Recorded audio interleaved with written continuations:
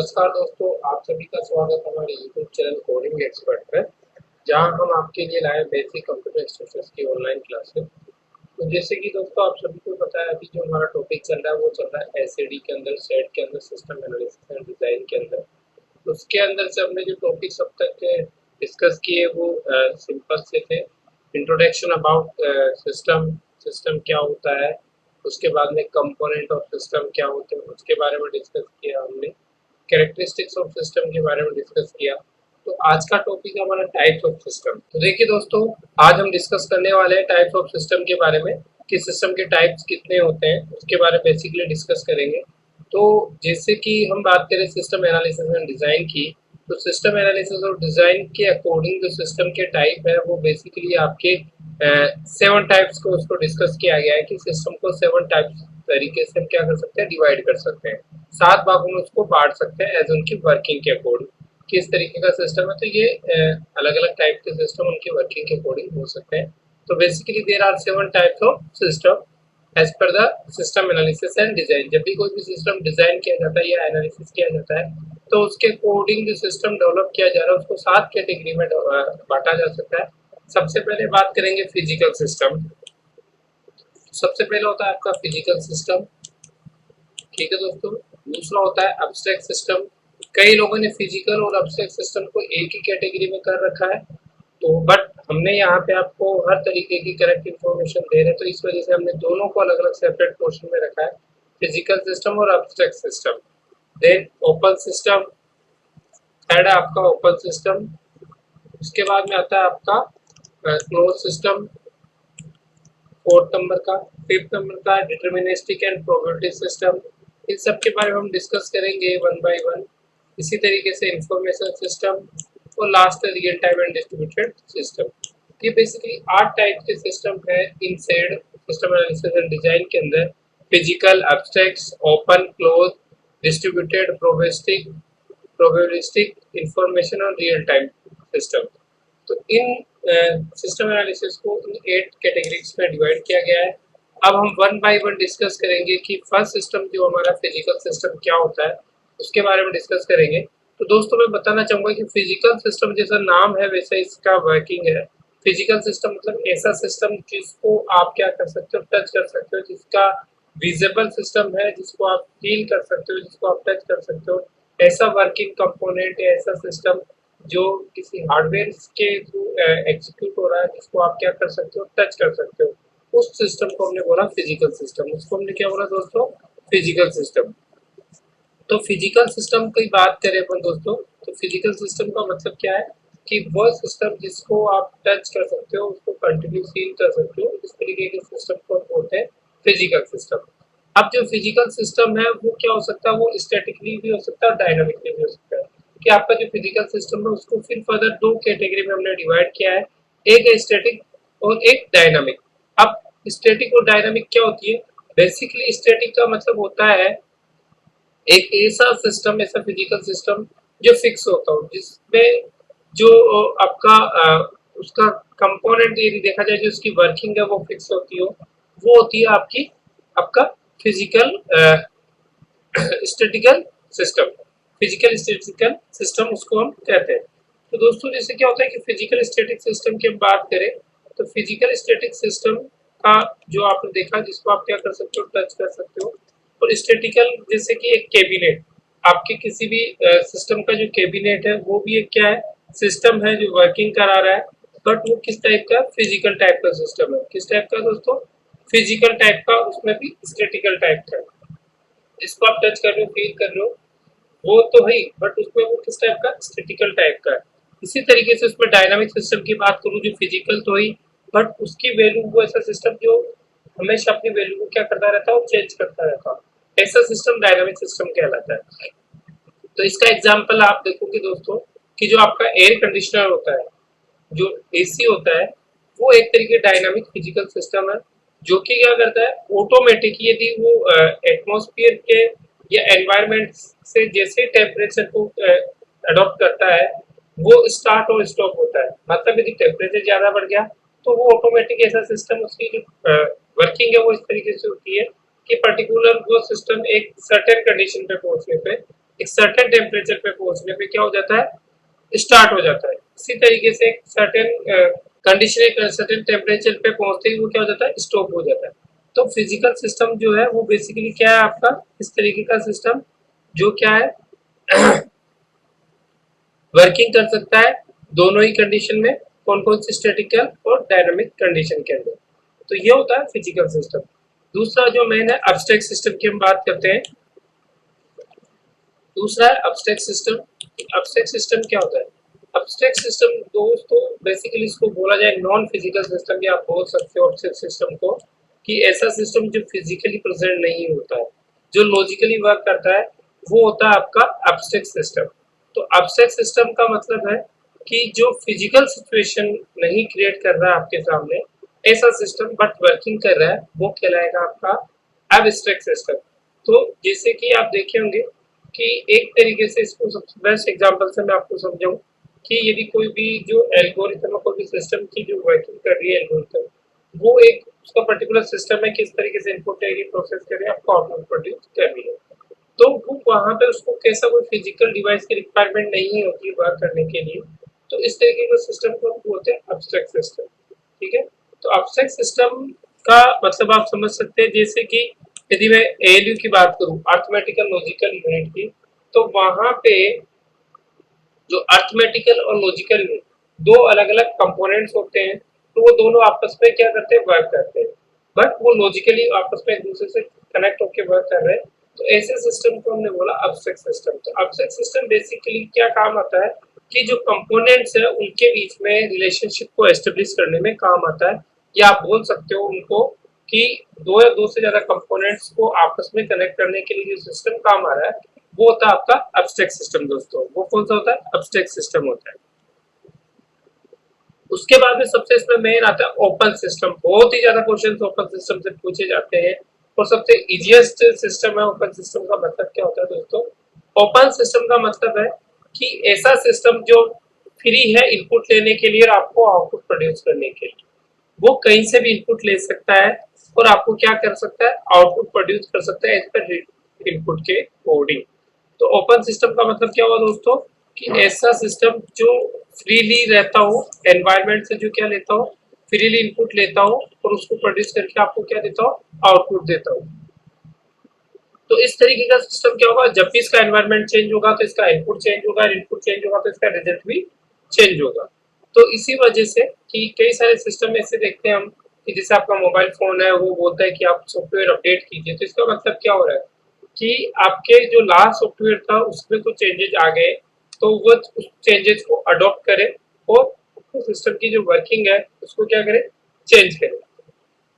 तो open system basically क्या काम करता है कि यदि कोई भी सिस्टम आउट ऑफ डेट है तो उसको वो करता है एनवायरनमेंट से कनेक्ट करता है और उसको वर्किंग कराता है।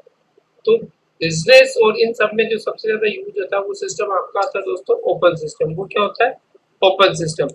तो ओपन सिस्टम का मतलब समझ में आएगा दोस्तों कि ओपन सिस्टम का मतलब क्या होता है कि ऐसा सिस्टम जो एनवायरनमेंट से कहीं से भी इनपुट लेने के लिए केपेबल हो, फ्रीली हो, कहीं से भी वो इनपुट ले सकता है और उस इनपुट को क्या उसके अकॉर्डिंग वो क्या प्रोड्यूस कर सकता है, आउटपुट प्रोड्यूस कर सकता है।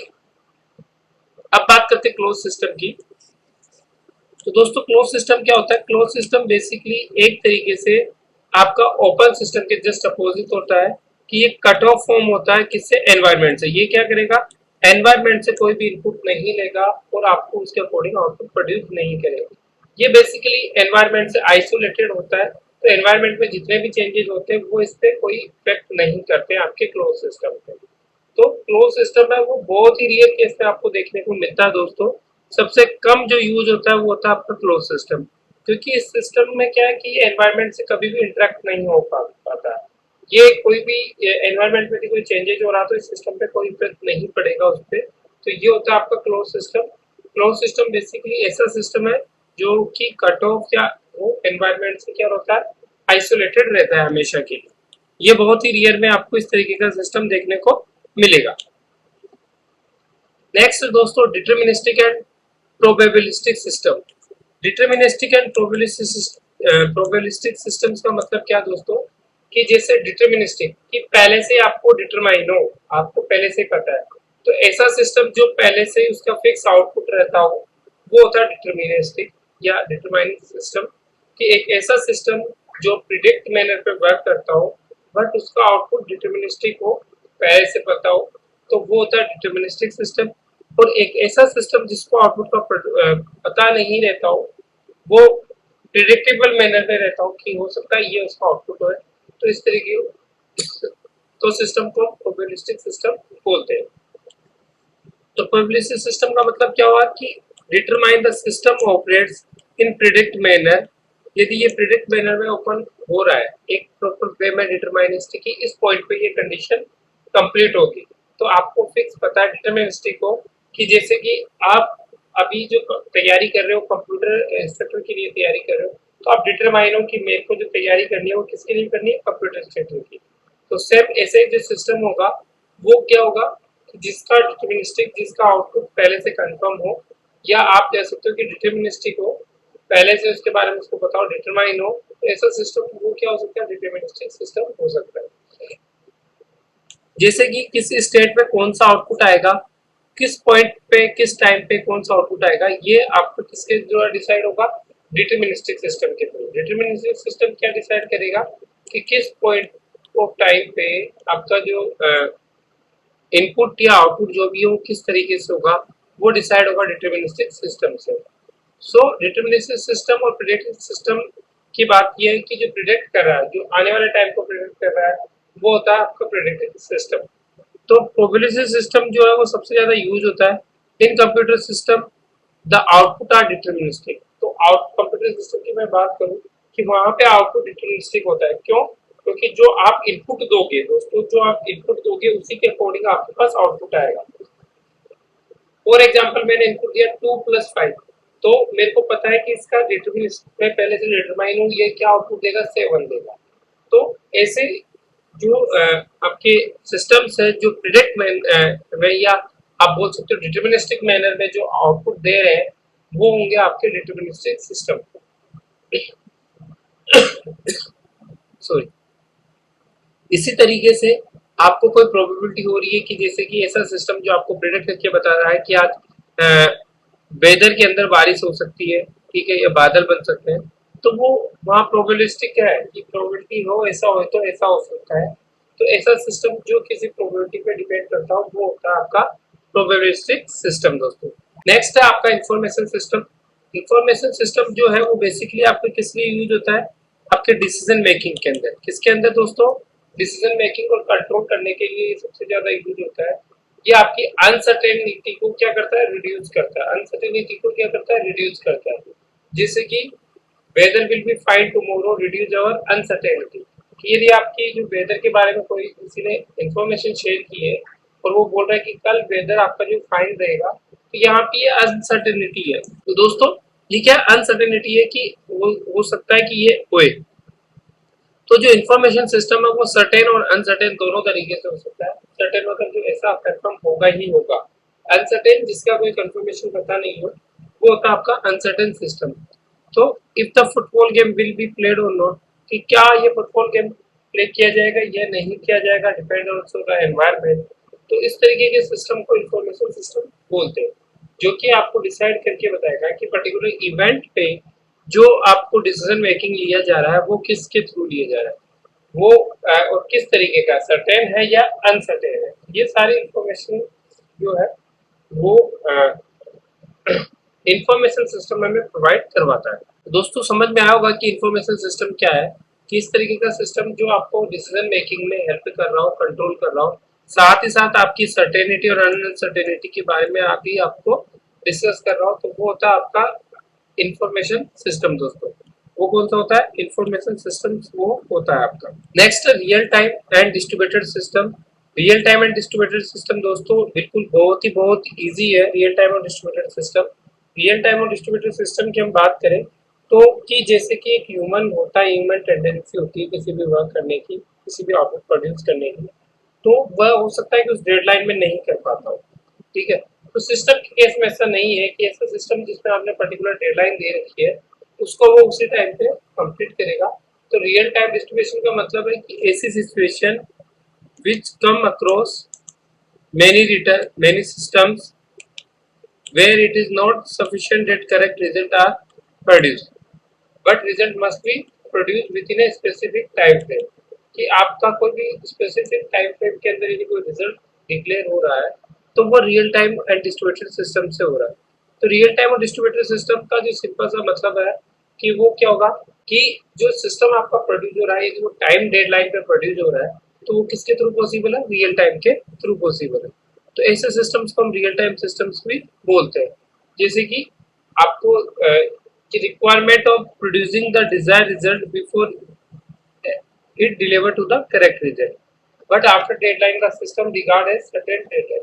तो यदि आपका जो रियल टाइम सिस्टम है उसके अंदर यदि पर्टिकुलर डेडलाइन में नहीं हो पाया तो आप क्या करेंगे कि जो रियल टाइम और डिस्ट्रीब्यूटेड सिस्टम है वो आपको रिक्वायरमेंट प्रोड्यूस करेगा और आप उस रिक्वायरमेंट के अकॉर्डिंग डिजायर रिजल्ट प्रोड्यूस करोगे। तो रियल टाइम और डिस्ट्रीब्यूटेड सिस्टम का मतलब ये है कि ऐसा सिस्टम जो एक पर्टिकुलर टास्क को रियल टाइम पे कंप्लीट कर रहा हो, जो उसके डेडलाइन में ही वो उसको कंप्लीट कर रहा हो, इस तरीके का सिस्टम होता है दोस्तों real time and distributed system. तो दोस्तों आज के वीडियो में हमने शॉर्ट एंड स्वीट में जो टाइप्स ऑफ सिस्टम्स के बारे में डिस्कस किया, आपके फिजिकल सिस्टम के बारे में डिस्कस किया जिसको आप फिजिकली टच कर सकते हो, सीख कर सकते हो। दूसरा सिस्टम है वो एब्स्ट्रैक्ट टाइप का सिस्टम है। तीसरा ओपन सिस्टम है। चौथा क्लोज सिस्टम है।